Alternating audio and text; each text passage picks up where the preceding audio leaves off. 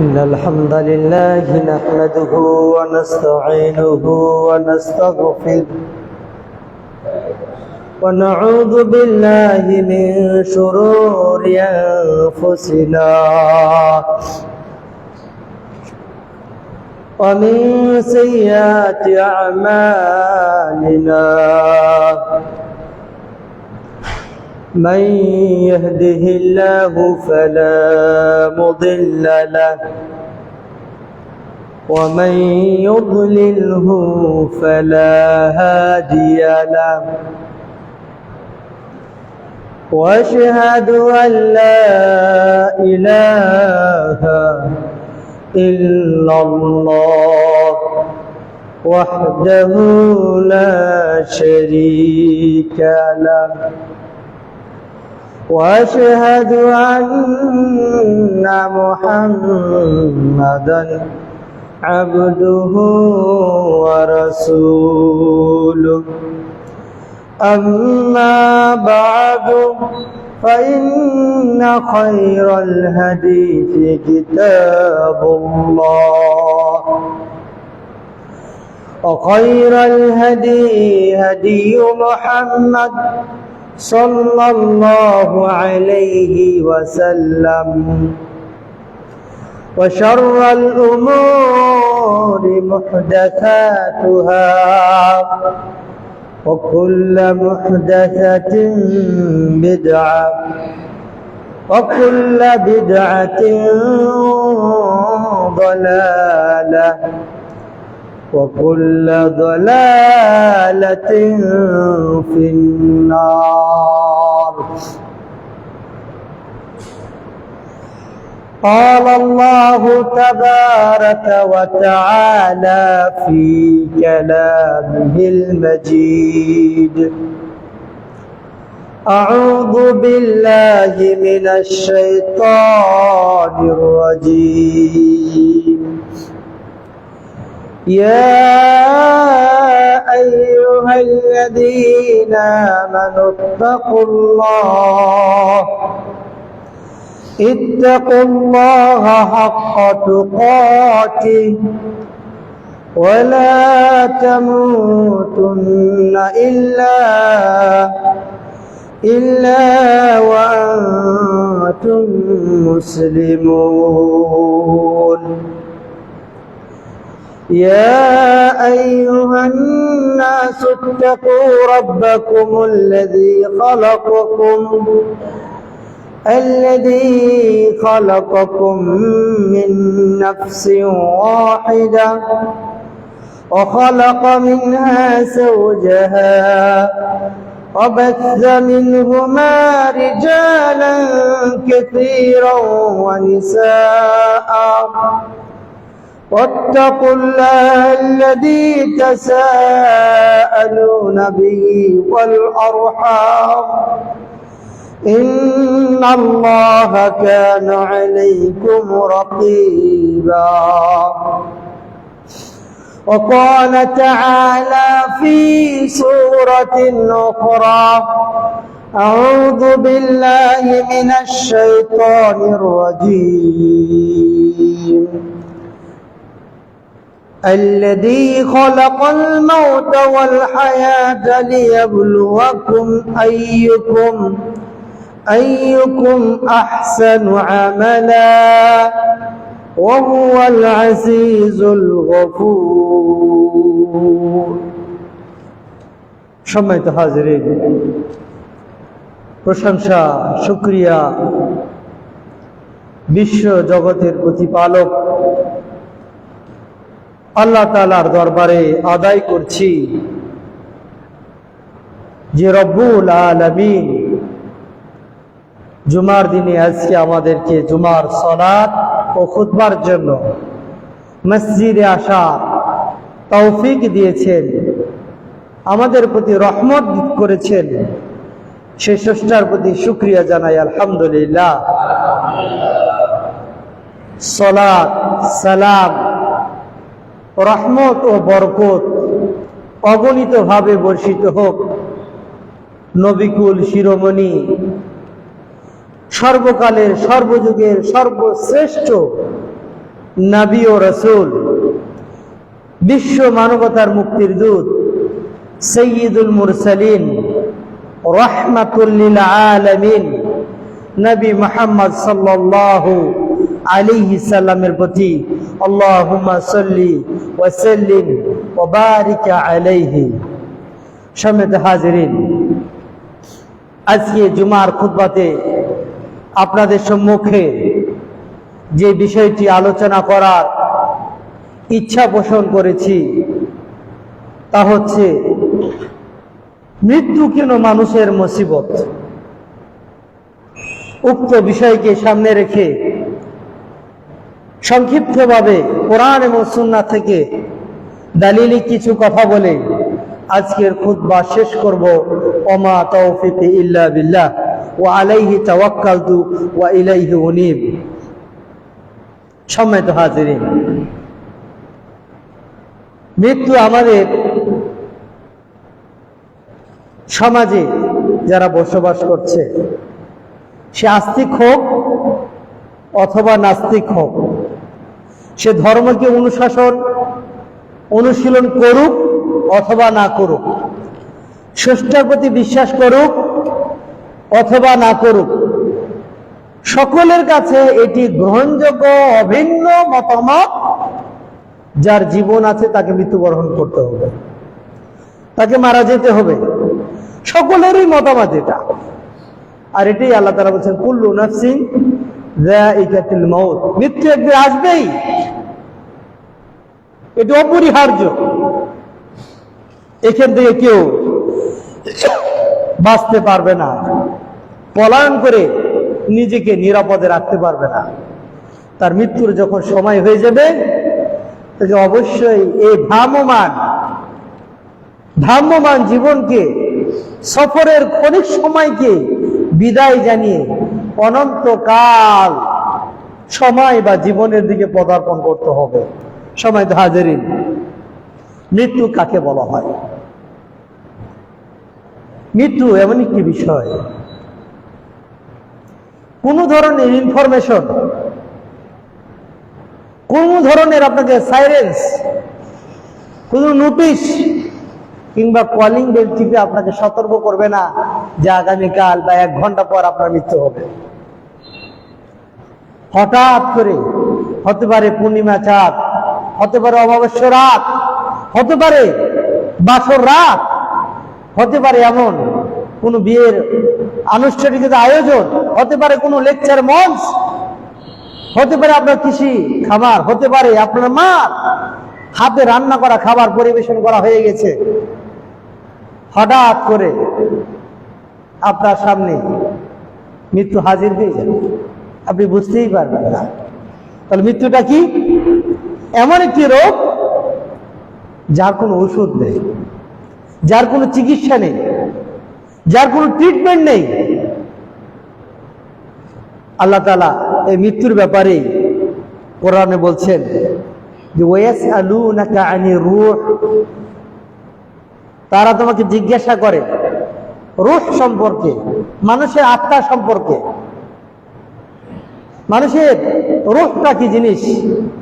আল্লাহ তাআলা বলছেন কুল, তুমি বলে দাও, কুলি রূহ মিন আমরি রব্বি, এটা আমার রবের একটা আদেশ মাত্র, কেউ চোখে দেখতে পাবে না, এটাকে কেউ স্টাডি করে গবেষণা করে বের করতে পারবে না। এটা আমরুন মিন উমুরিল গায়ব, অদৃশ্যের যতগুলো খবর আছে, বিষয় আছে, তার মধ্যে থেকে একটি বিষয় হচ্ছে মানুষের মৃত্যু। ইলমুল গায়ব, অদৃশ্যের যে 5টি বিষয় আছে, তুমি কোথায় মৃত্যুবরণ করবে তুমি এটা জানো না। দেখবেন না যে মানুষগুলো মর্মান্তিক অবস্থায় অ্যাক্সিডেন্ট করেছে, কিংবা হার্ট অ্যাটাক করেছে, কিংবা অন্য রোগে মৃত্যুর দ্বার প্রান্তে চলে গেছে, ডাক্তাররা সর্বাত্মক চেষ্টা করে লাইফ সাপোর্টে দিয়ে হলেও তাকে রক্ষা করা, আইসিইউতে, সিসিইউতে, পিসিইউতে দিয়ে হলেও তাকে কিছুক্ষণ বাঁচিয়ে রাখা। এই ডাক্তারগুলো যদি জানতো মানুষের রূহ মানুষের হৃদয়, মানুষের যে হার্ট, এটা কি জিনিস, কোন দিক দিয়ে বের হয় মৃত্যুর সময়, এটা যদি তারা আবিষ্কার করতে পারত, তাহলে তারা ওই যে লাইফ সাপোর্টে রেখে রুগীকে বাঁচানোর জন্য যেমন চেষ্টা করত বা করে, তারা যদি জানতো যে না রূহটা নাক দিয়ে বের হয়ে যায়, তারা নাক বন্ধ করে রাখতো। তারা যদি জানতো কানটা বের হয়, তাহলে কানকে বন্ধ করে রাখতো। কিন্তু এটা কেউ জানে না। ডাক্তাররা রোগীর পাশে বসেই আছে, তার লাইফ সাপোর্টের মেশিন দেওয়া আছে, মেশিন তাকে অ্যালার্ট করতেছে, আপ ডাউন করতেছে, স্লোলি যে কোনো মুহূর্তে মৃত্যুবরণ করতে পারে। ডাক্তার তার সামনে বসেই আছে, হঠাৎ করে বলছে নে। ডাক্তারও জানো না যে তার দেহ থেকে কোন অংশটা বের হয়ে গেল এবং সেটা কি, এখন পর্যন্ত তারা সেটাও আবিষ্কার করতে পারে নাই। তারা মানুষের দেহের ভিতরে রক্ত পরিমাণ কতটুক সেটা বের করতে পারছে, হোয়াইট ব্লাড, সাদা রক্ত কতটুকু আছে সেটা বের করতে পারে। মানুষের দেহের ভিতরে প্রেশার, তার রক্তের গতি কি ধরনের আছে, তার দেহের আপনার শক্তিমত্তা কতটুকু আছে সেটা বের করতে পেরেছে। তারা মহাকাশ গবেষণা করেছে, পাতাল গবেষণা করেছে, মাটি নিয়ে গবেষণা করেছে, চন্দ্র সূর্য এর গতি, আলোর গতি, তারা অনেক কিছু আবিষ্কার করতে পারলেও তার নিজের দেহের ভিতরে যে অংশটা রয়েছে রূহ, এই রূহটা আবিষ্কার করার মতো এখনো সক্ষমতা অর্জন করতে পারেনি। কারণ কি, আমরুম মিন উমুরিল গায়ব, এটা অদৃশ্যের খবর কেউ বের করতে পারবে না। সম্মানিত হাজিরিন, রাসূলুল্লাহ সাল্লাল্লাহু আলাইহি সাল্লামকে আল্লাহ জিবরিল আলাইহিস সালামের মাধ্যমে খবর দিয়ে পাঠাচ্ছেন, ইয়া মুহাম্মদ, ও মুহাম্মদ সাল্লাল্লাহু আলাইহি ওয়াসাল্লাম, ইশ মা শিতা, তোমার মনে যত দিন চায় তুমি বাঁচতে পারো। ফাইন্নাকা মাইয়িতুন, ও জেনে রাখো, তোমাকে এই সুযোগ, অপরচুনিটি তোমাকে দেওয়া হলো, তুমি যতদিন বাঁচতে চাও বাঁচতে পারো, তবে জেনে রাখো ফাইন্নাকা মাইয়িতুন, একদিন তোমাকে মৃত্যুবরণ করতেই হবে। ওয়াহবিব মা শিতা, তোমার মনে যা চাই তুমি করো, তোমার পছন্দনীয় যতগুলো কাজ আছে তুমি করো। ফাইন্নাকা মুফারিকুহু, তুমি জেনে রাখো, তুমি যাদেরকে ভালোবাসছো, যাদেরকে তুমি পছন্দ করছো, যাদেরকে তুমি হৃদয়ে জায়গা দিয়েছো, এই জিনিসগুলো তোমাকে একদিন আলাদা করে দিবে, তোমাকে ছেড়ে চলে যাবে, তোমাকে আশ্রয় দিবে না, তোমাকে ধরে রাখবে না, তোমাকে বিদায় জানাবে। সুতরাং যে জিনিস তোমাকে বিদায় জানাবে, তুমি কতদিন তাকে কাছে রাখবা দায়িত্ব তোমার। মৃত্যু যেহেতু তোমাকে বরণ করতেই হবে, তাহলে তুমি কতদিন বাঁচতে চাও বাঁচতে পারো, তোমাকে মৃত্যুবরণ করতে হবে। রাসূল সাল্লাল্লাহু আলাইহি সাল্লাম বলছেন, খৈয়ির আলী, আল্লাহ তাআলা আমাকে অপশন দিয়েছেন দুইটি বিষয়ে, আমি চাইলে বাঁচতে পারি আর লম্বা কিছু জীবন পাইতে পারি, আর চাইলে আবার মৃত্যুবরণ করতে পারি, আমি পরকালকে বেছে নিয়েছি। রাসূল বলছে কি, দুনিয়ারও সুযোগ আল্লাহ তাআলা আমাকে দিয়েছেন, আমি দুনিয়ার এ লোভ, লালসা, চাকচিক্য, সৌন্দর্য, এটা আমি পছন্দ করি না, আমি পরকালকে বেছে নিয়েছি। মুসা আলাইহিস সালাম, তার যখন মৃত্যুর সময় হলো, আরসালাল্লাহু তাআলা মালাকুল মউত, আল্লাহ তাআলা মালাকুল মউত, যিনি জান কবজ করেন, যাকে আমরা আজরাইল বলি, আজরাইল এটি আরবি কোনো শব্দ না, যিনি মৃত্যুর জান কবজ, মানুষের জান রূহ কবজ করার জন্য যিনি দায়িত্বে আছেন, তাকে বলা হয় মালাকুল মউত। মালাকুল মউতকে পাঠালেন। মালাকুল মউত এসে বলছে, আজিব রব্বাক আও দাওয়াতা রব্বিক, ও মুসা, আপনার মৃত্যুর সময় হয়ে গেছে, আল্লাহ তাআলা আপনার রব আমাকে পাঠিয়েছেন, আপনি এখন মৃত্যুর আপনার রবের যে ডাক, এই ডাকে সাড়া দান করেন। ফালাতামা, তিনি বাম হাত দিয়ে থাপ্পড় মারলেন। ফাকাফা আইনাহু, এরপর তার বাম চোখটাকে টেরা অন্ধ বানিয়ে দিলেন, এমন ভাবে আঘাত করেছে এক থাপ্পড়ে চোখ অন্ধ হয়ে গেছে। মালাকুল মউত আর কোনো কথা না বলে আল্লাহর কাছে সরাসরি ফেরত গেছে, বলছে, ইয়া রব্বি, আরসালতানি ইলা আবদি, আপনি এমন একজন বান্দার কাছে পাঠিয়েছেন, লা ইউরিদুল মউত, সে তো মরতে চায় না। আমি মৃত্যুর কথা বলার সাথে সাথে কোনো প্রশ্ন নাই, ডাইরেক্ট বাম হাত দিয়ে ঠাটাইয়া থাপ্পড় মারি দিয়েছে, দেখেন আমার চোখের কি অবস্থা। ফারাদ্দাল্লাহু তাআলা আইনাহু, আল্লাহ তাআলা মুসা আলাইহিস সালাম মালাকুল মউত এর চক্ষুটাকে ভালো করে দিলেন, তার দৃষ্টি শক্তি ফেরত দিলেন। এরপর বলেন তুমি যাও, ইযহাব, আবার যাও। যাওয়ার পর এবার নরম কোমল সুরে বলবা, ও মুসা আলাইহিস সালাম, তুরিদুল হায়া, আপনি কি বাঁচতে চান, পৃথিবীতে আরো থাকতে চান? যদি থাকতে চান, আল্লাহ তাআলা আপনাকে একটা সুযোগ দিয়েছেন যে ইয়াদাক, তুমি তোমার হাতকে রাখো আলা মাতনি সাউরিন, মোটা তাজা লম্বা পিঠ বিশিষ্ট একটা গরু ষাঁড়ের পিঠের মধ্যে তুমি হাত রাখবা। হাত রাখার পর হাতের নিচে যতগুলো লোম আসবে, যতগুলো চুল পড়বে, লিকুল্লি শাআরা সানা, প্রতিটি লোমের বিনিময়ে 1 বছর করে বাঁচতে পারবে। হাতের নিচে যতগুলো লোম, যদি 1000টা লোম থাকে তাহলে তুমি 1000 বছর বাঁচবা, মানে 1000 মাস, মানে 1000 বছর তুমি বাঁচতে পারবা। মুসা আলাইহিস সালাম তাকে জিজ্ঞাসা করলেন, ঠিক আছে আমি গরুর পিঠে হাত রাখলাম, প্রতিটি লোমের বিনিময়ে আমাকে 1 বছর করে জীবন দেওয়া হবে, এর পরের অপশনটা কি? মুসা আলাইহিস সালামকে মালাকুল মউত বললেন, আল মউত, এর যে লিমিটেশন তোমাকে ডিউরেশন দেওয়া হলো, প্রতিটি লোমের বিনিময়ে 1 বছর করে বাঁচবে, এরপরে এই লোমের মেয়াদ শেষ হয়ে গেলে তোমাকে মৃত্যুবরণ করতে হবে। মুসা আলাইহিস সালাম বলেন, ফাল আন, তাহলে অতদিন বাঁচবো কেন, তুমি আমার এখনই জান কবজ করে নাও। মুসা আলাইহিস সালাম তিনি কি চুরি করতেন? তিনি কি পাপ করতেন? তিনি তো ভালো কাজ করতেন, নবুয়তের কাজ করতেন, আল্লাহর আদেশ মানতেন, অন্যায়গুলো থেকে বেঁচে থাকতেন। এরপরও আল্লাহ তাআলা তাকে এত অপরচুনিটি দিলেন, এতটা সুযোগ দিলেন যে প্রতিটি লোমের বিনিময়ে 1 বছর করে বাঁচবে। তিনি সুযোগটা নিলেন না, বরং বললেন কি, আমি আল্লাহর কাছে সাক্ষাৎ করতে চাই। আর আমরা এই সুযোগ যদি দেওয়া হয়, বলবে আমার জমি জমা ভিটা মাটি সব বিক্রি করে দিয়ে হলো, লাইফ সাপোর্ট দিয়ে হলো, আমাকে বাঁচিয়ে রাখো, আমি বাঁচতে চাই।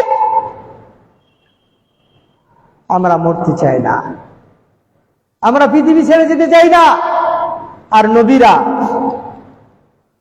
তারা আল্লাহর সাথে সাক্ষাৎ করতে চায়। মৃত্যু আপনার জীবনকে পরিবর্তন করার জন্য বড় জটিল কোনো কাজ করতে হবে না, আপনাকে রকেট সায়েন্স নিয়ে গবেষণা করতে হবে না। আপনার জীবন লাইফ স্টাইল চেঞ্জ করার জন্য আপনার একটা জানাজাই যথেষ্ট। একটা মানুষ আপনার কাছ থেকে বিদায় নিয়েছে, আপনাকে ছেড়ে চলে গেছে, হতে পারে আপনার আত্মীয় স্বজন, হতে পারে আপনার প্রতিবেশী, হতে পারে অন্য কেউ, যার জানাজার আপনি নামাজ পড়েছেন, জানাজার সালাত পড়েছেন। একটা মৃত্যু ব্যক্তি আপনার লাইফ পরিবর্তন করার জন্য যথেষ্ট। ভাবুন, আজকে মানুষকে মাইকে আজান দিয়ে মসজিদে আনা যায় না। যে মানুষগুলো মাইকের আজানের ধ্বনি, মধুর কণ্ঠ তার কানে যাওয়ার পরও সে মসজিদমুখী হতে চায় না, কিন্তু একদিন সে মসজিদে আসবে, একদিন সে মসজিদে আসবে, কিন্তু এসে সে নামাজ পড়তে পারবে না, বরং অন্যরা তার নামাজ পড়বে। একদিন সে মসজিদে পরিষ্কার গোসল করে ফ্রেশ হয়ে আতর মেখে চোখে সুরমা লাগিয়ে মানুষ তাকে যত্ন সহকারে এই মসজিদে নিয়ে আসবে, কিন্তু সেদিন সে নামাজ পড়তে পারবে না। সে সাদা কাপড়ে তার হাত পা বাঁধা থাকবে, ওর পিছনে আমরা নামাজ পড়ব।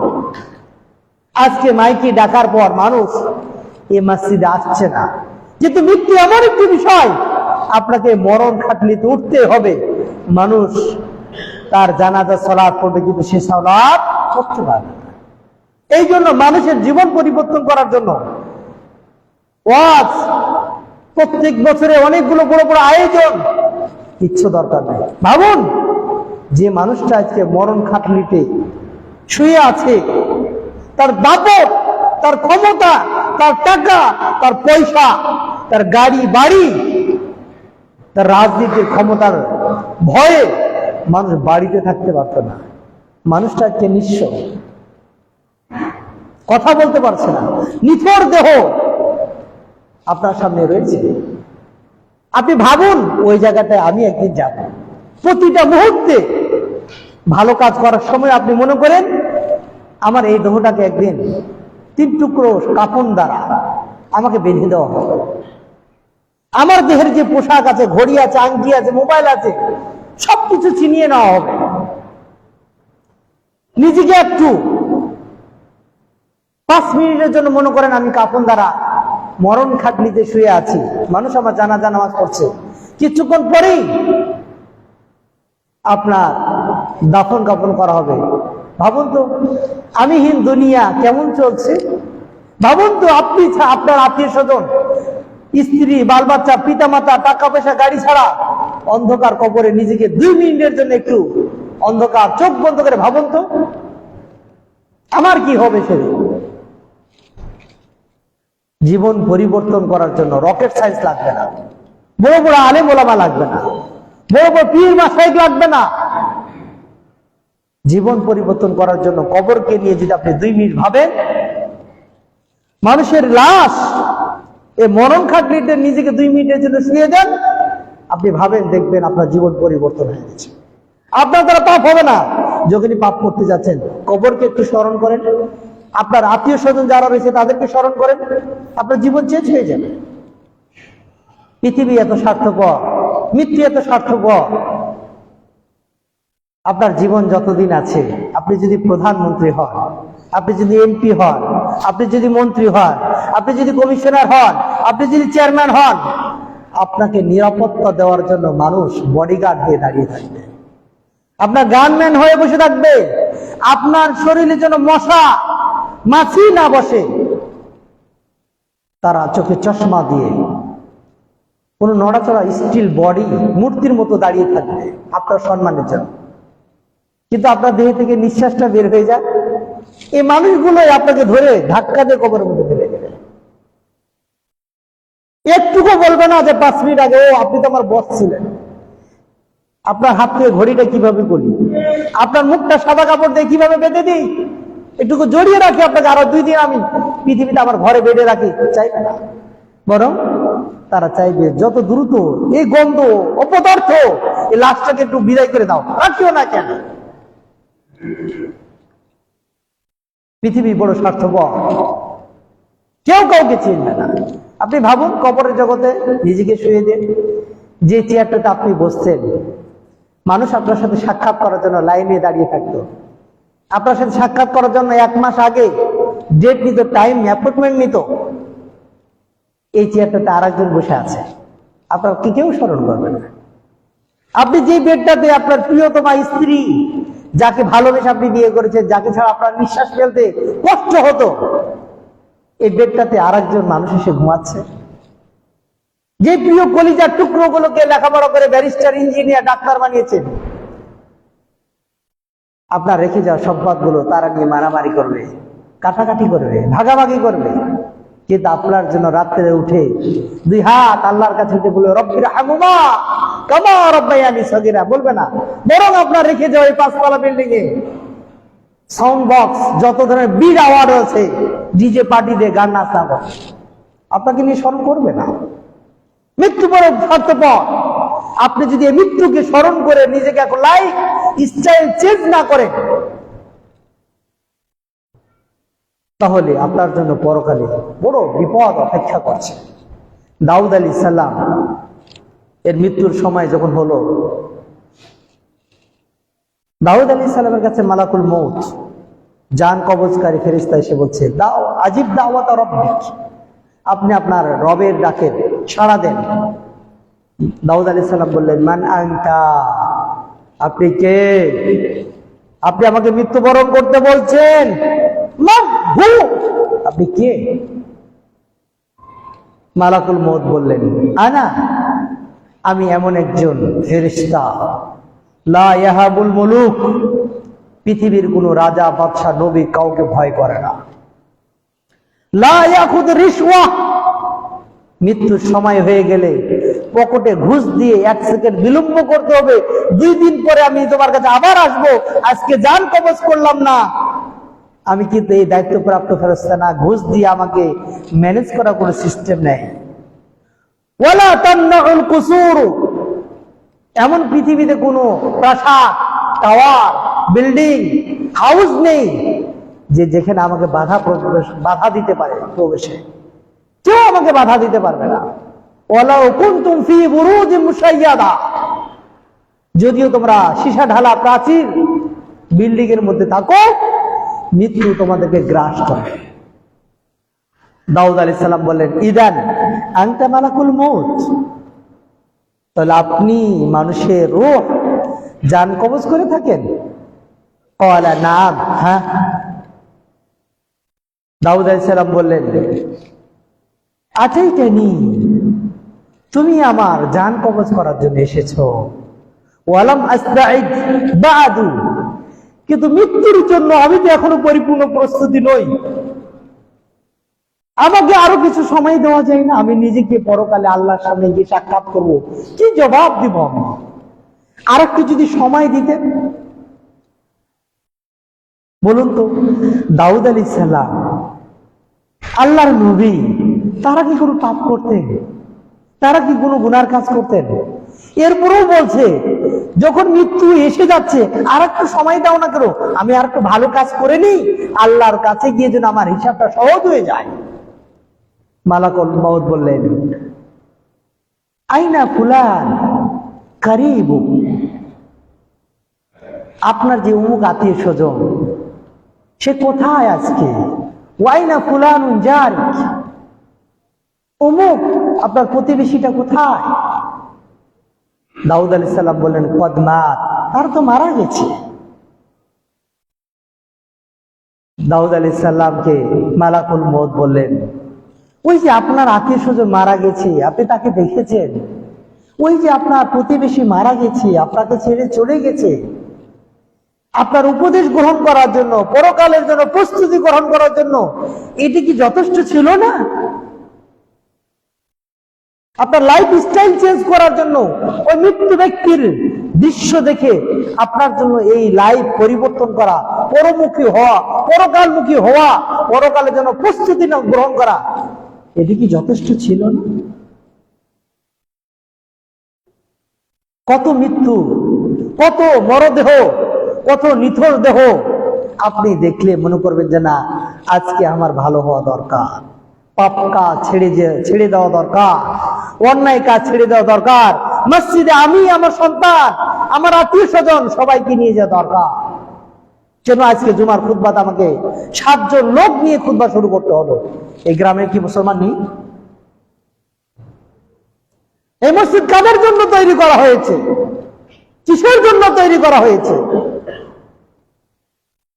জোহরের নামাজ 4 রাকাত, আল্লাহ তাআলা মেহেরবানি করেছে, আপনার প্রতি দয়া করেছে, 2 রাকাত নামাজকে কমিয়ে দিয়ে শুধু খুতবা শোনার জন্য 2 রাকাত নামাজকে কমিয়ে দিয়েছি। যেটা শুনবা এটা ওয়াজিব।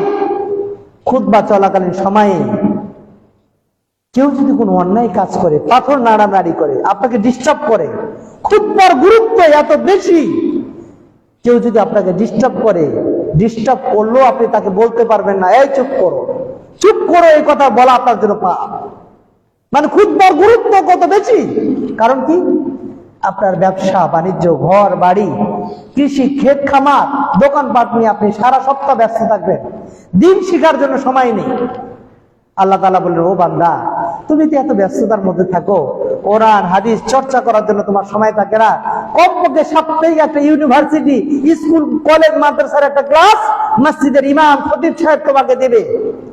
এই ক্লাস দ্বারা তুমি তোমার লাইফ চেঞ্জ করবা, কিছু শিখবা, পরিবারকে শিখাবা, তোমার পরিবারকে সংশোধন করবা, ইসলামীকরণ করবা, ইসলামী অনুশাসন তোমার পরিবারের মধ্যে নিজের মধ্যে প্রবেশ করাবা। এমন যদি হয়, আল্লাহ তাআলা ঠিকই 2 রাকাত নামাজকে কমিয়ে দিয়ে খুতবা দিল, আর আমরা খুতবার শেষ মুহূর্তে আসলাম, তাহলে আল্লাহ তাআলার দেওয়া ক্লাসটাকে ধরতে পারলাম? লাইফ স্টাইল কোথায় চেঞ্জ হবে? কাকে করাবো আমরা? মুরব্বীরা আজকে বসে আছে, এই গ্রামগুলোতে যুবক নেই, তারা কোথায়? কে নিয়ে আসবে তাদেরকে? এত বড় মসজিদ খালি পড়ে রয়েছে, বড় আফসোস। আলী রাদিয়াল্লাহু তাআলা আনহু দাখালা আও যাহাবা ইলাল মাকবারা। আলী বিন আবি তালিব রাদিয়াল্লাহু তাআলা আনহু তিনি একদিন কবরস্থানে গেলেন। যাওয়ার পর বিষণ্ণ মর্মান্তিক হৃদয়টাকে নিয়ে কবরবাসীর দিকে তাকিয়ে রয়েছেন।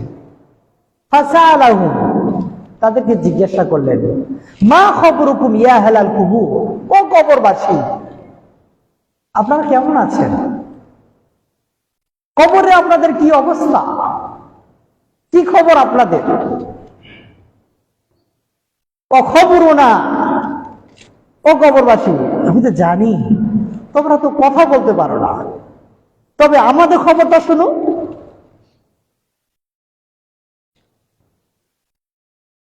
কদ সুক্কিনাত বুয়ুতুকুম, তুমি যে ঘর বাড়িগুলো রেখে গেছো না, এই ঘর বাড়িগুলো আরেকজন দখল করে নিয়েছে, অন্যরা থাকে। ওয়াকাদ কুসিমাত আমওয়ালুকুম,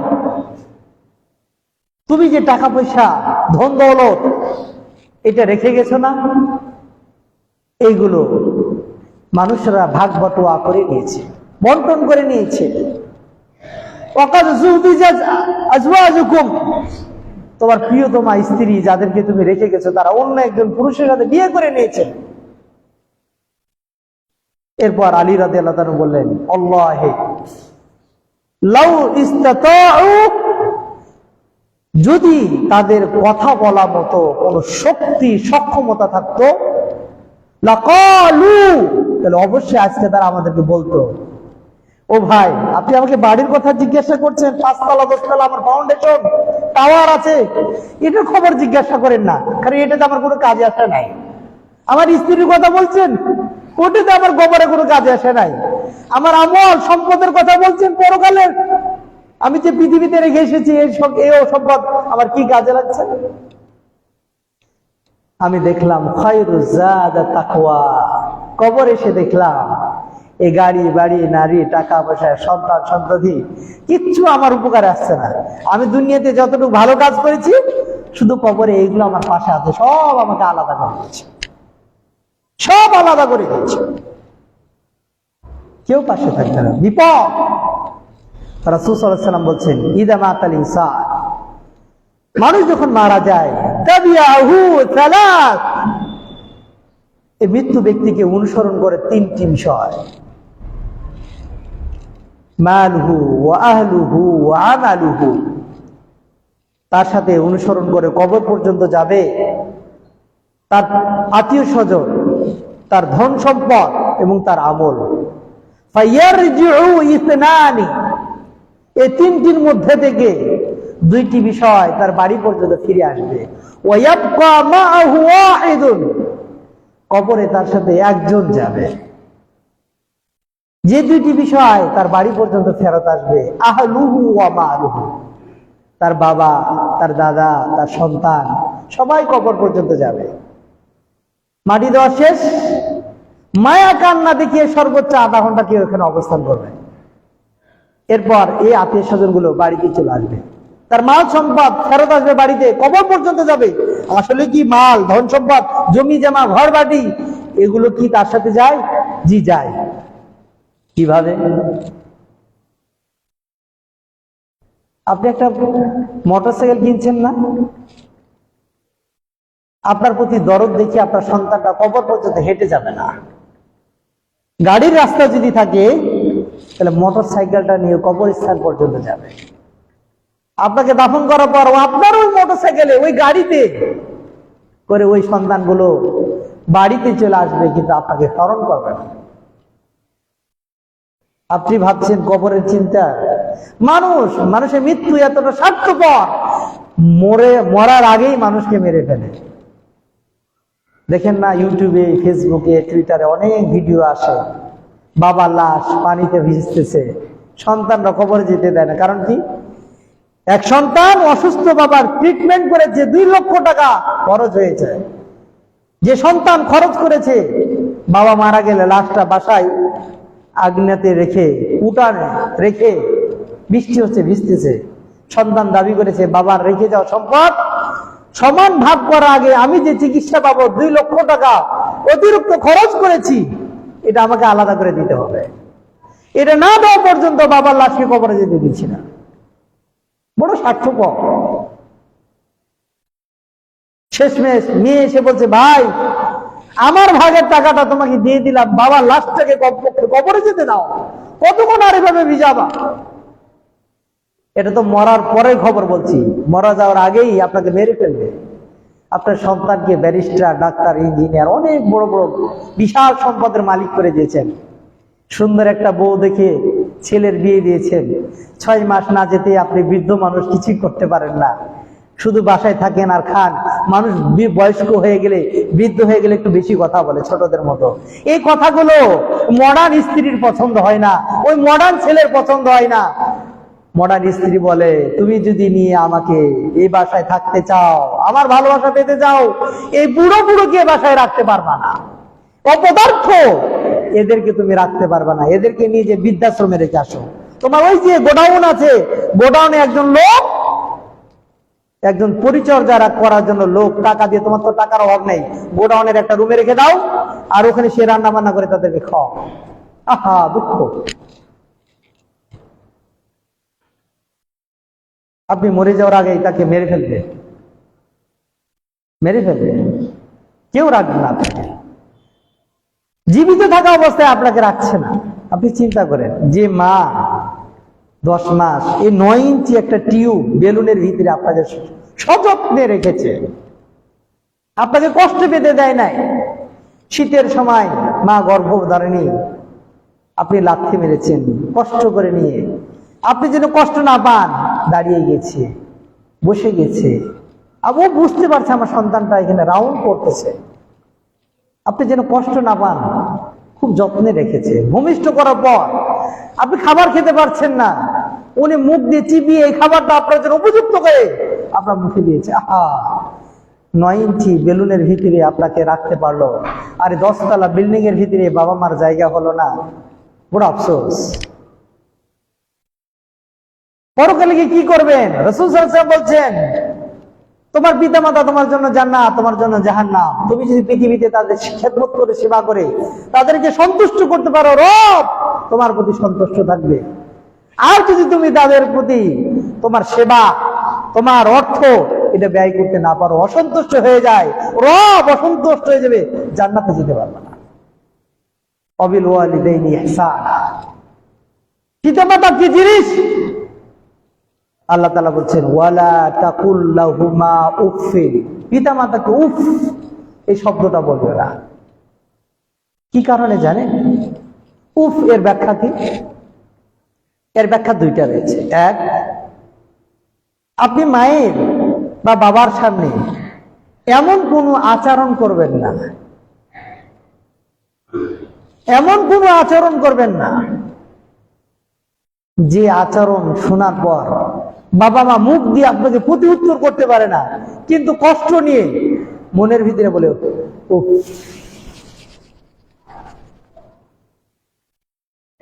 এটাকে উফ বলা হয়।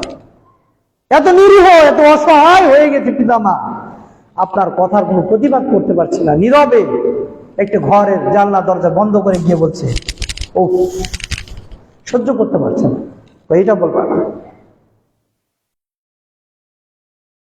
আরেকটা বলা হয়েছে, পিতামাতা বয়স্ক হয়ে গেলে তারা ছোট বাচ্চাদের মতো আচরণ করবে। তুমি তাদের আচরণে বিরক্ত হয়ে উচ্চ বাচ্চ শব্দ তো বলবাই না, তুমিও তাদের কথাই বলবে না উফ, কি আচরণ গো উফ, এটাও বলা যাবে না। এখন আপনি আপনার জান্নাত মৃত্যুর পরে কিভাবে ক্রয় করবেন? এটা আপনাদের দায়িত্ব, এই রেসপন্সিবিলিটি আপনাকে নিতে হবে, আমাকে নিতে হবে।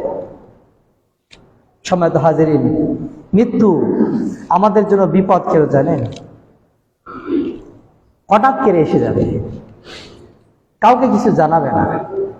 তাই তো কবি বলতেছে, তাজাওয়াদ মিনাত তাকওয়া ফাইন্নাকা লা তাদরি। ও আমার ভাই, ও আমার বন্ধু, ও আমার আত্মীয় স্বজন, ও আমার ছাত্র, ও আমার শিক্ষক, আরে একটু মনোযোগ দিয়ে শোনো, মারা যাওয়ার আগে তুমি একটু তাকওয়া অর্জন করে নাও। ইদা জান্না লাইলুন হাল তাঈশু ইলাল ফাজরি। ও ভাই, সন্ধ্যা যখন সূর্য অস্ত গেল, রাত আগমন করলো, আপনার কি এমন কোনো গ্যারান্টি, এমন কোনো লাইসেন্স, এমন কিন্তু অথরিটি, ইনশিওর আপনার কাছে আছে আপনি ফজর পর্যন্ত বাঁচবেন? ওয়াকাম মিন ফাতা আমসা ওয়া আসবাহা দাহিকা। কত নওজোয়ান যৌবনের শক্তির তাড়নায় কত প্রকার পাপ সকাল সন্ধ্যা করেছে, ডিজে পার্টি ইত্যাদি পাপের সাথে জড়িত রয়েছে। এই যুবকগুলো এখনো বুঝতে পারছে না। অকদ নুসিজাত আকফানুহু ওয়া হুয়া লা ইয়াদরি। যখন সে এই দুনিয়ার লোভ লালসা, গান বাজনা, ডিজে পার্টি, ফিতনা ফাসাদ, অন্যায় ইত্যাদির সাথে যুক্ত হয়ে গেছে, তখন তার কাফনের কাপড়টা দর্জি সেলাই করে প্যাকেটে রেডি করে রেখেছে। হতে পারে আপনি এখান থেকে বের হচ্ছেন, হয়তো আমাকে শুনতে হবে আপনি নেই, আপনার কাফনের কাপড় অলরেডি প্রস্তুত হয়ে আছে। আপনি কি মৃত্যুর জন্য প্রস্তুত? আমি কি মৃত্যুর জন্য প্রস্তুত? অথচ কাফনের কাপড় আমার জন্য রেডি। মৃত্যু আমার দরজা এসে নক করছে, কলিং বেল টিপছে। তিনি আরো বলছেন, ওয়াকাম মিন সগীরিন ইরতাজা তুল উমরিহি। কত যুবক, আমি তো 100 বছর বাঁচবো, আমি তো 90 বছর বাঁচবো, আমার তো কেবল 30, 35, 40, আমি ইয়াং স্টার, আমি তো এখন মরবো না। তার দীর্ঘদিন বাঁচতে চায়। ওয়াকাদ উদখিলাত আজসামুহুম যুলমাতাল কবরে। কিন্তু তারা প্রাপ্তবয়স্ক হওয়ার আগেই, পূর্ণ বয়সে আসার আগেই আপনাকে ছেড়ে চলে গেছিল। আপনি আমল করছেন না, আপনি মনে করছেন তাসবিহ তাহলিল করে একবারে আল্লাহর ওলি হয়ে গেছেন, জান্নাত পেয়ে যাবেন। একজন মনীষীর গল্পের কথা বলি, সময় শেষের দিকে আপনাদের কাছ থেকে চেয়ে নিচ্ছে আজকে সময়। তিনি তাহাজ্জুদের নামাজ পড়লেন, সাল্লা রাকাতাইন, 2 রাকাত তাহাজ্জুদের সালাত পড়লেন। তিনি পরকালকে খুব ভয় করেন, পরকালকে স্মরণ করার জন্য যত প্রকার আমল আছে তিনি সেইগুলো করেন। তিনি রাত্রে 2 রাকাত তাহাজ্জুদের নামাজ পড়ে তিনি একদিন মনে করলেন, আমার একজন বন্ধু, তিনি তো মারা গেছে, কবরে যায়, কবরটা একটু জিয়ারত করে আসে। কবরটা জিয়ারত করতে গিয়ে পরকালকে স্মরণ করছে, হঠাৎ করে তার তন্দ্রা এসে যায়, তাচ্ছনে এসে যায়। দাঁড়িয়ে থাকতেই তার বন্ধু তার মনে খেয়ালে এসে যায়। বন্ধু এসে বলছে, সল্লাই তারা কাতাই, ও বন্ধু 2 রাকাত নামাজ পড়েছে, ওয়ালাম তারদা, আপনি এই ব্যাপারে খুশি হতে পারছেন না? ওয়াল্লাহি, আল্লাহর শপথ, আমি যদি পৃথিবীতে একটা সিজদা দেওয়ার জন্য সুযোগ পেতাম, আল্লাহ তাআলা যদি এই সামর্থ্য আমাকে দান করতো, তাহলে পুরো পৃথিবীর ভিতরে যা কিছু আছে এই সব কিছু বিক্রি করে দিয়ে যে লাভ, যে সব পাওয়া যায়, তার চাইতে একটা সিজদা দিতে পারলে আমি বেশি শুকরিয়া আদায় করতাম। আজকে আপনার কাছে এই 2 রাকাত নামাজ কিছু মনে হচ্ছে না, কিন্তু কবরবাসীর কাছে একটা সিজদা বহু মূল্যবান, খুব দামি। সম্মানিত হাজিরিন, মৃত্যু আমাদের জন্য কি বিপদ। এই যৌবনকাল, এটা আমরা করছি কি, এমন কিছু নেতা, এমন কিছু আমার লিডার, এমন কিছু বস, এদের পিছনে সময় কাটাচ্ছি, পরকালে গিয়ে আর আমার কোনো উপকার আসবে না। পরকালে গিয়ে বলবেন, ইয়া রব, এরা আমাদের ভুল পথে পরিচালিত করেছে, এদেরকে আমরা অনুসরণ করেছিলাম। ফাআতিহিম যিফাইনি মিনাল আযাব, তাদেরকে ডবল আপনি শাস্তি দিবেন। তারা হাত কামড়াবে, আমরা কাদের পিছনে ছিলাম, কাদের পিছনে মিছিল করেছি, কাদের জন্য সংগ্রাম করেছি, কাদের জন্য রাত জেগে আমরা মিটিং করেছি। সে তো আমাকে কোনোদিন সালাতের কথা বলে নাই, সে তো আমাকে কোনোদিন ভালো কাজের কথা বলে না, বরং ক্ষমতা দখল করতে উমুকে মারতে হবে, উমুকে সম্পদ লুণ্ঠন করতে হবে, উমুকে জমি দখল করতে হবে, উমুকে রাস্তা বন্ধ করতে হবে, ওটাকে আজকে পৃথিবী থেকে বিদায় করে দিতে হবে, এই কাজ করেছি। সে তো কোনোদিন আমাকে মসজিদে নিয়ে আসে নাই। এমন লিডারের পিছনে আমি চলেছি। আল্লাহ তুমি তাদেরকে ডবল শাস্তি দাও, যা মারে দিবা তার চেয়ে বেশি দিবা। পরকালে গিয়ে এরকম আপনি কি করবেন? অভিযোগ করবেন আল্লাহর কাছে। মৃত্যু এই জন্য আপনার জন্য বিপদ। মৃত্যু আপনার জন্য কেন বিপদ? পরকালে কবরে যাওয়ার সময় আপনার সঙ্গে কেউ থাকবে না, শুধু আপনার আমল থাকবে। আপনি সালাত যতটুকু পড়েছেন, সিয়াম করেছেন, ভালো কাজ করেছেন, এইগুলো আপনার জন্য আসবে। কবরে যখন আপনি যাবেন, সর্বপ্রথম শাস্তি আপনার মাথার দিক থেকে আপনাকে আক্রমণ করবে। আপনার যদি সালাত ঠিক থাকে, সালাত মাথার দিকে দাঁড়িয়ে যাবে, এই মাফি মাদখাল, এই দিক থেকে ঢোকার জন্য, প্রবেশ করার জন্য কোনো রাস্তা নেই, ব্যাক করো। এরপর শাস্তি ডান দিক থেকে যাওয়ার চেষ্টা করবে, ডান দিকে সিয়াম থাকবে, বাম দিকে আপনার সাদাকা থাকবে। এরপর পিছন দিক থেকে আক্রমণ কর, পায়ের দিক থেকে আক্রমণ করার জন্য চেষ্টা করবে। পা বলবে মাফি মাদখাল, ডানে বামে মাথার দিক থেকে আক্রমণ করতে পারো না, তুমি আমার দিক থেকে ঢোকার চেষ্টা করছো, আমার দিক থেকে ঢোকার কোনো রাস্তা নেই। কারণ কি? আমর বিল মারুফ ওয়া নাহি আনিল মুনকার ওয়া সাদাকাত। এই ব্যক্তি সে ভালো পৃথিবীতে সাদকা করেছে, ভালো কাজের আদেশ দিয়েছে, অন্যায় কাজ থেকে নিষেধ করেছে, সুতরাং এই দিক থেকে ঢুকতে পারবে না। সবাই আপনার ওই আমলগুলো বডিগার্ড হয়ে দাঁড়িয়ে থাকবে। আব্দুর রহমান, তিনি আব্দুল মালিক বিন মারওয়ান এর জামানায় তার বডিগার্ড ছিলেন। আব্দুল মালিক বিন খিলাফত উমাবিয়ার সময় আব্দুল মালিক ইবনে মারওয়ান যখন মারা গেল, তখন সবাই বিশাল মানুষের বহর নিয়ে তাকে দাফন করা হলো। মানুষ সবাই একে একে ফেরত গেল। আব্দুর রহমান তার বডিগার্ড গানম্যান, তিনি কবরের মাটিগুলো নিচ্ছে আর হাতের সাথে বলছে, ইয়া মালিক, ও আমার বাচ্চা, কুনতা মালিকাল আরদ, এই পুরো পৃথিবীর মালিক তো আপনি ছিলেন, ক্ষমতা আপনার ছিল। মানুষ আজকে আপনাকে দাফন করে দিয়ে অন্ধকারে জগতে রেখে চলে গেল, কেউ খেয়াল করলো না। শুধুমাত্র আপনি 3.5 হাত মাটির মালিক হয়েছেন, সঙ্গে 3 টুকরো কাপড় গেছে, এছাড়া আপনার কোনো ক্ষমতা নেই। অথচ এই কবরে ঢোকার আগে কত মানুষ আপনার জন্য দাঁড়িয়ে থাকতো লাইনে লাইনে। ফারাজা ইলা আহলিহি, আব্দুর রহমান কাঁদতে কাঁদতে তার স্ত্রীর কাছে গেলেন। যাওয়ার পর বললেন, ও আমার স্ত্রী, যাদের পিছনে আমি ঘুরলাম, এত পাওয়ারফুল নেতা, কত আজকে অসহায়, কবরে তাকে রেখে গেল, কেউ স্মরণ করলো না, এদের পিছনে ছুটে আমার কি লাভ? তারপর থেকে তিনি কোনো রাজা বাদশা নেতা খেতা কারো পিছনে ছুটে নাই, শুধু তাহাজ্জুদ সালাত আর ভালো কাজ করেছে, যে না এগুলো পরকালে আমার উপকার আসবে না। সময় তো হাজির, সময় শেষ। রব্বুল আলামিনের কাছে আমরা দোয়া করি, আল্লাহ তাআলা যেন আমাদেরকে মৃত্যুর মুসিবত থেকে হেফাজত করেন, আমিন।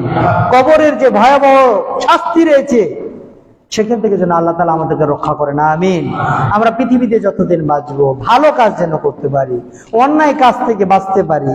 আমরা যেন মানুষকে ভালো কাজ করার জন্য সহযোগিতা করি, কেউ যদি অন্যায় কাজ করে তাদেরকে যেন বাধা দিতে পারি। আমরা একটা ইসলামী সোসাইটি যেন বাস্তবায়ন করতে পারি, এমন সোসাইটি করব যেখানে ঈমান চর্চা হবে, ইসলাম চর্চা হবে।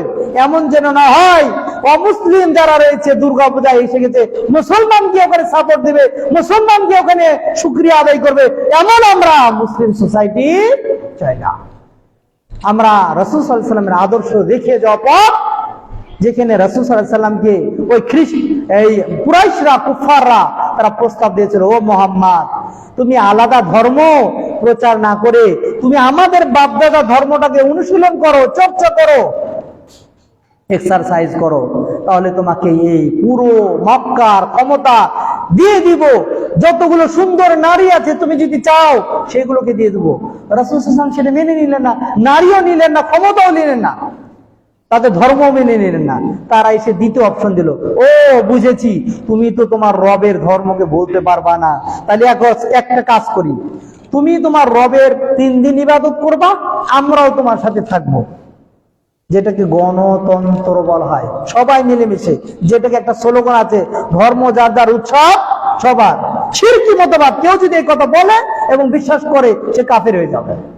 আমার ধর্ম আমার কাছে, আমার উৎসব আমার কাছে, আমি অন্যের ধর্মের জন্য উৎসব করতে পারি না। রাসূল সাল্লাল্লাহু আলাইহি ওয়াসাল্লামকে অপশন দেওয়া হলো, তুমি তোমার রবের 3 দিন ইবাদত করবা, আমরা তোমার সাথে গিয়ে সাপোর্ট দেবো, একসাথে থাকবো। বাকি 3 দিন তুমিও আমাদের রবের কাছে আসবা, আমরা রবের ইবাদত করব। রাসূল মেনে নিয়েছিলেন না? মেনে নাই। এইটা মেনে না নিলে তখন 3য় নম্বর অপশন দেয়, ও বুঝতে পেরেছি এটাও মেনে নিবে না, ঠিক আছে তুমি তোমার ধর্মই মানবা, তাহলে একটা কাজ করিও, তোমাকে ইবাদত করতে হবে না, আমাদের যে দেবতা রয়েছে, আমাদের যে প্রভু রয়েছে, আমাদের যে ইলাহ রয়েছে, রব রয়েছে, আমরা যখন ইবাদত করব সে সময় এসে শুধুমাত্র তাদের গায়ে একটু হাত স্পর্শ করে যাবা। রাসূল বললেন না, এটাও সম্ভব না, এটা আমরা করতে পারি না, ঈমান রক্ষা করতে হবে। আর আমরা মুসলমান জাতি, আমরা হুজুর থেকে প্রশ্ন করি, হুজুর আমরা যদি ওই হিন্দুদের তাদের পূজাতে যায়, তাদের প্রসাদ খায়, আমাদের কি ঈমানের কোনো ক্ষতি হবে?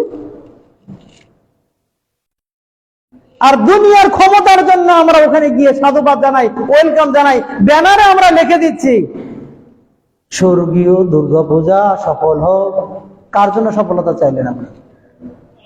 কার জন্য চাইলেন আপনি? কোথায় ঈমান? আল্লাহ তাআলা এটাই তো বলছেন, অনেক মানুষ ঈমান আনার পরও মুশরিক হয়ে যাবে। আল্লাহ রাসূল সাল্লাল্লাহু আলাইহি ওয়াসাল্লামকে এক সাহাবী এসে বললেন, ইয়া রাসূলুল্লাহ নাযারতু ফিল জাহিলিয়া, আমি যখন জাহিলি যুগে ছিলাম তখন আমি মান্নত করেছিলাম অমুক জায়গাতে আমি গিয়ে একটা উট কুরবানি করব, উট জবে করব। আমি কি এখন অমুক জায়গাতে গিয়ে উটটাকে জব করতে পারি? আল্লাহ রাসূল সাল্লাল্লাহু আলাইহি ওয়াসাল্লাম ডাইরেক্ট তাকে নির্দেশ দেন নাই, বরং তার কাছে ব্যাখ্যা জানতে চাইলেন, অন্য সাহাবাদের কাছে ব্যাখ্যা জানতে চাইলেন। হাল হুনাকা ওয়াসানুন মিনাল আওসান তুবাদ, ওখানে কি এমন কোন মূর্তি আছে বা জাহিলি যুগে মূর্তি ছিল যে মানুষরা এসে তার মূর্তি পূজা করতো? রাসূল সাল্লাল্লাহু আলাইহি ওয়াসাল্লাম বললেন যে না, এমন কোন মূর্তি সেখানে রাখা হতো না, পূজাও করা হতো না। রাসূল সাল্লাল্লাহু আলাইহি ওয়াসাল্লাম বললেন, হাল হুনাকা ঈদুম মিন আয়াদিহিম, ওই জাহিলি যুগের যে কালচার, উৎসব, এমন কোন উৎসবের ধারা কি সেখানে পালন করা হতো? রাসূল সাল্লাল্লাহু আলাইহি ওয়াসাল্লাম বললেন না, রাসূলকে বলা হলো না এমন কোন উৎসবও পালন করা হয় না। রাসূল সাল্লাল্লাহু আলাইহি ওয়াসাল্লাম বললেন, ঠিক আছে তাহলে তুমি এখন গিয়ে উটটা জবাই করতে পারো। সামান্য উট জবাই করার জন্য রাসূল সাল্লাল্লাহু আলাইহি ওয়াসাল্লাম বললেন, জাহিলি যুগে কি এখানে চর্চা করা হতো?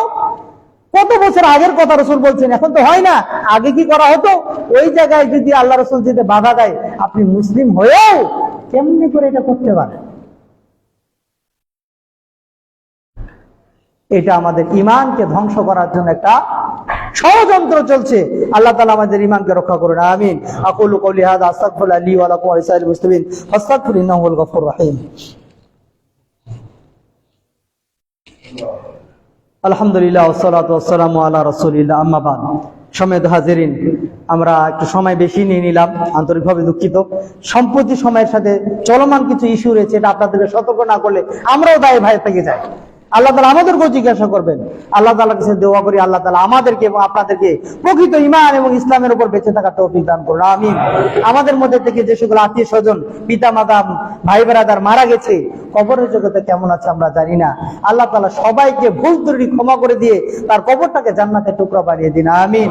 আমরা অনেকেই বেঁচে আছি, অসুস্থ আছে, আমরা সকলের জন্য দোয়া করি, আল্লাহ তাআলা সবাইকে পরিপূর্ণ শিফা, সুস্থতা দান করুন, আমিন।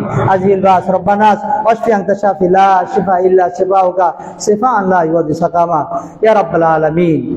আমরা আজকে মুসলমান, আমাদের 200 কোটি বললেও আজকে আমরা অসহায়। ফিলিস্তিন ভাইয়েরা আজকে নির্যাতনের শিকার হচ্ছে, তাদের কাছে সব মানবিক জায়গাগুলো থেকে তা খাদ্য পাঠাচ্ছে, সেই খাদ্যটা পৌঁছতে দিচ্ছে না। আল্লাহ আমাদের এই ভাইদেরকে আপনি বিশেষ সহযোগিতা দিয়ে আপনি তাদের পাশে আমাদের মুসলিম ভাইদের থাকার তৌফিক দান করুন, আমিন। وقال الله تعالى في كلامه المجيد ان الله وملائكته يصلون على النبي يا ايها الذين امنوا صلوا عليه وسلموا تسليما اللهم صل على محمد وعلى ال محمد كما صليت على ابراهيم وعلى ال ابراهيم انك